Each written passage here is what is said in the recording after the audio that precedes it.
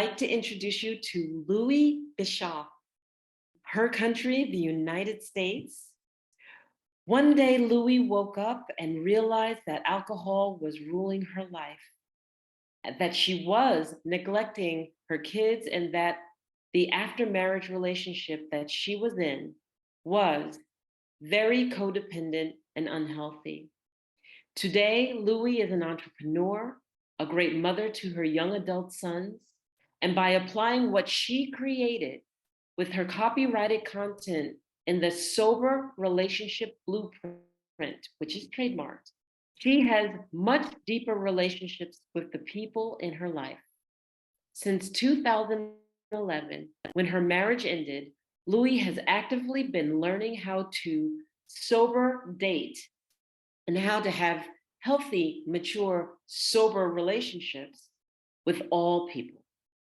Louie, using the Sober Relationship Blueprint, has helped dozens of people build sober date plannings and find success in their romantic relationships. Louie resides in Phoenix, Arizona area and has been sober from alcohol since July 11th, 2012. Louie's presentation, Creating a Healthy Sober Relationship. We welcome Louie to our platform. I'm so excited to be here. Thank you, thank you, thank you, thank you, thank you for that wonderful introduction. And most thank you to all of the people and your team, and for both of you wonderful women for putting together this global aspect of being able to bring messages to other people throughout the world. Is just so tremendous, and it's so positive. And I'm just so wonderfully grateful and honored to be able to be here and be a part of it. And for me, I'm looking forward to being able to build on this and be able to keep supporting you and what you both do, and in the world that you live in the world I live in, and the world that we want to be able to keep moving forward and make positive change. So thank you. I appreciate being here, and I'm grateful for being here. I'm grateful because today, not because it's cliche, but because today I'm sober and I'm able to be fully present in all the positive things that happen in life, like today, and even the negative things that happen in life. And that's perfect and that's wonderful. So, again, thank you. And my name is Louie Bishoff, as I was introduced, and I'm the founder of the Sober Relationship Blueprint.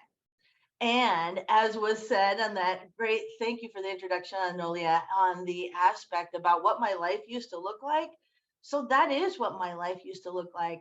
I used to basically wake up, start drinking. My kids were young at the time. I would feed them breakfast, still be drinking, drive them to school. No judgment, just telling you guys the truth.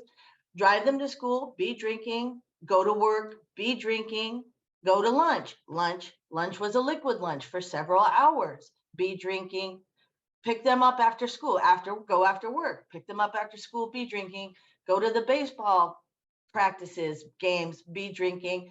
That was my life. That was a really small, very controlled, very much a life in fear. And that's not the relationship I have with myself anymore. And that's not the relationship I have in life anymore. As was mentioned, my marriage came to an end about 2010, 2011. And that was the tool that I was using, was alcohol, because I didn't have and I didn't know other coping skills, other coping mechanisms. So being able to move forward, being able to do the work, being able to show up, being able to work with others and be open to learning for myself is has enabled me to be able to grow and change and be in that direction to help other people also through my program, the Sober Relationship Blueprint. So I'm going to just touch on Sober Relationship Blueprint for one moment, and then I'll get into 5 tips and for being able to build a healthy, sober love relationship. Because I always really believe that it's important for people to be able to hear some actionable items that they can be able to do to make their life a little bit better. So, real quickly on sober relationship blueprint. So, okay, sober, like, of course, like Louie, you're sober, you don't drink alcohol anymore. It should be a sober relationship. That's true. However, yay, the sober relationship blueprint, actually, each letter of the word sober is an area for learning, because I really believe that people are able to learn. They're able to start to grasp information better when they're able to put it kind of into some categories with some letters. So when I say sober relationship blueprint, the S for sober actually is for self-esteem. And that's the first area of learning. That's the first area of being able to keep moving forward for yourself. That's what I learned. That's what I've heard other people say on here also. It's being able to gain that self-confidence, being able to have that self-love, and being able to move forward from there. So the first letter for sober is self-esteem. The second one is openness for O, being open to new things.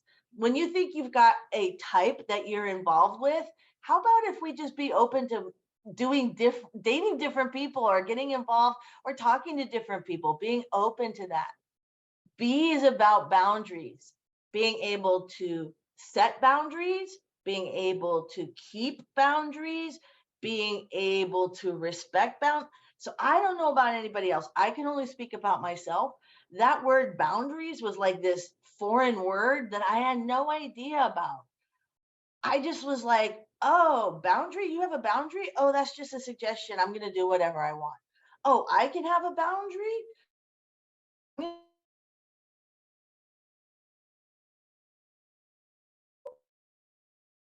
Do that. Simple boundaries like that. So that's the B in sober. The E is for evolving into other intimacies. So not just sexual intimacy, but being able to learn about emotional intimacy, intellectual intimacy, spiritual intimacy, being able to learn, for me, how to show up as a more developed and complex person. And I don't mean that in a negative way. I mean that in a more personable way, more authentic, genuine, versus just trying to, I call it, hide behind the smoke mirrors of sexual intimacy. So being able to develop into more developed person. So that is the E. And the last one is R. And the R stands for readiness, and being able to get out there and be ready to do new things, talk to new people, being able to be ready and show up in a relational manner in your relationships, for romance, for family, for work, for any type of relationships. In my experience, as I've gotten more relational, those are the things that I've learned, is to be more ready. So that I just wanted to give a quick tip on that, on the information about sober relationship blueprint. My information can all be found, and all this information can be found on soberrelationshipblueprint.com. And I'll also right now, as I promised, get into the 5 tips for a healthy, sober relationship. So tip number 1, keep things in perspective. And now I'm speaking, it's actually across the board, but mostly I'm speaking about sober dating or sober romantic relationships. So when I say keep things in perspective, what I mean is that being able to not make that relationship the center of your life. Being able to have that relationship or that dating situation just be a part of your life. Keep things in perspective. Also, I am human. So I know that I have flaws. So when I'm in a situation with other humans, I cannot just have the perception of, look at their problem, I have to be self-aware. I want to be self-aware about my own flaws. So being able to keep those things in perspective. That's number 1. Number 2, build a genuine connection. So that kind of goes back to that evolving into other intimacies. So when I say build a genuine connection, stay in the present. That's what I've found is really good, is being able to stay in the present, not future tripping, not getting into fantasy, and also not being depressed and bummed out about the past. Being able to stay in the present, actually, for me, has allowed me to be a lot more engaged in all the relationships and friendships and romantic relationships that I've had and dates that I've been on. And the relationship that I have right now, I love the relationship I have right now, although it's new, is, well, new, it's like 3 months, but is that being able to be present in that is really, really important for me because I'm able to be able to process my true feelings without drugs, without alcohol, without other stimulants or distractions in a way that's a lot more authentic. So, with number two, which is build a genuine connection, again, staying in the present, being genuine, being authentic. If you go to dinner and you don't like bread, don't eat the bread. Just say, I don't really like bread. Like, just be your authentic self. I just know for myself, and in the introduction, I was in a codependent relationship and I wasn't myself. I was a chameleon. Oh, you like country music? I like country music. Not really. Oh, you like to go to art shows and look at abstract art? Me too. Not really. But I was just a chameleon because I didn't know who I was. So that's number two, is build a genuine connection. That aspect about staying in the present and just learning about yourself and being your authentic self. So that's tip number two. Tip number three, handle rejection gracefully. Okay, don't everybody freak out. So when I say handle rejection gracefully, that's both ways. So if you're not a fit for someone, and they communicate that it's not a fit because they don't call you back or they ghost you. I know it happens all the time. This is modern day dating and modern day relationships. But don't take it personally. Being able to understand if you're not, if they only, that person prefers people who are brunette and you're not brunette, that's okay. Being able to say, like, it's not about me. It's not personal about me. It's just not a fit. That's all. And you know what? You have that option too. You have the worthiness and you have the right to tell other people that's not a fit. I don't know about you guys. I can only speak about myself, but I used to go through relationships all the time. Oh, this guy likes me. Okay, so I'll like him. But I didn't even know if I liked him. I just was like, oh, he likes me, so I must have some value, so I'll figure out how to like him. But I don't have to do that anymore because if I go back to the S for sober, for self esteem, I know myself and I know, hey, you know what, person? You're not my type. That's not a fit. And that's okay. That's how learning to do rejection. I'm going to do the rejecting or receive the rejecting. It's okay. It's not about you. It's not about me personally. It's just not the right fit. So that's tip number three. And tip number four is being able to watch for relationship red flags. Watch for those kinds of relationships that are only driven by when you're having great conversations, they're being great conversations because they're being because their drugs or alcohol are involved.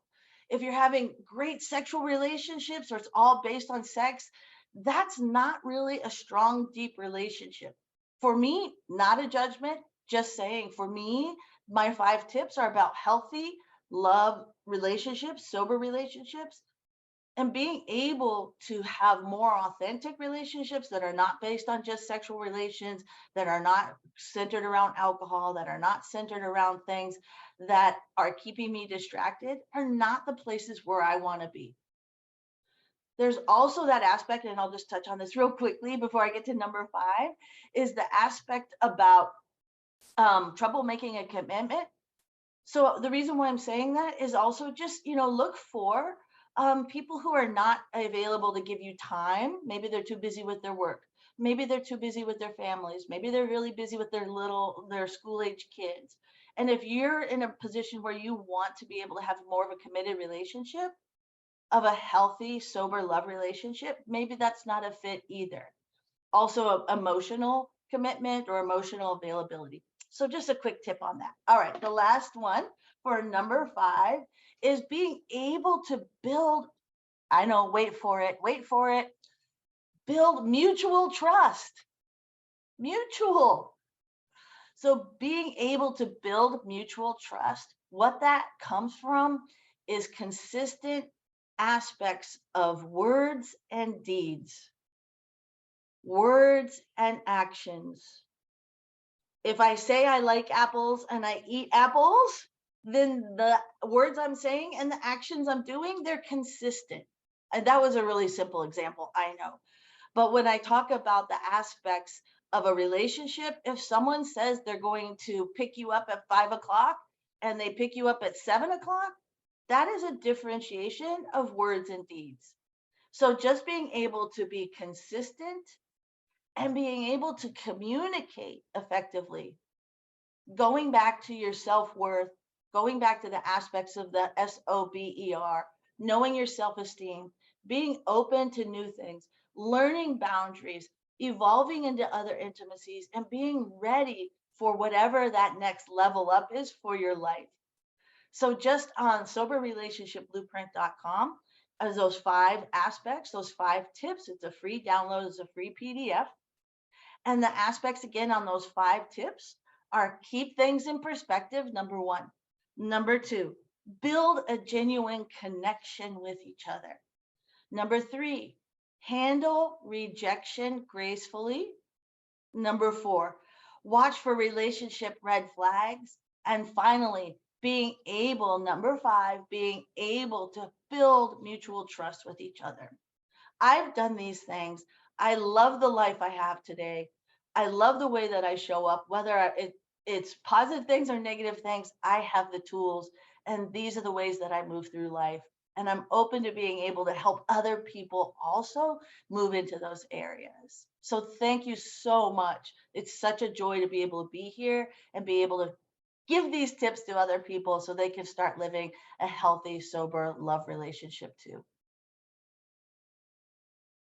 Oh, wow. You just leave me speechless. I absolutely loved your speech. I am absolutely sure that many of us, many people who are going to listen to this have a lot to learn from what you just shared today. It was a really powerful sharing. Thank you for the Sober Relationship Blueprint. You shared where they can find you, and it's absolutely amazing and brilliant. I congratulate you and all my respect to you, all my love for what you did and what you do. Thank you, Louie. Oh, thank you for your kind words, Christina. It's such a joy to receive those. Thank you so much. Thank you, Louie. You're a light, you know that. Keep shining. Thank you so much, Louie. Oh my goodness, you're going to impact many, many lives out there. That message is powerful and it's so needed. So again, thank you for honoring us. My pleasure, my pleasure. And it's all mine, truly. I really am grateful and respectful of all the work that you both do as well, and all the people on the Zoom today.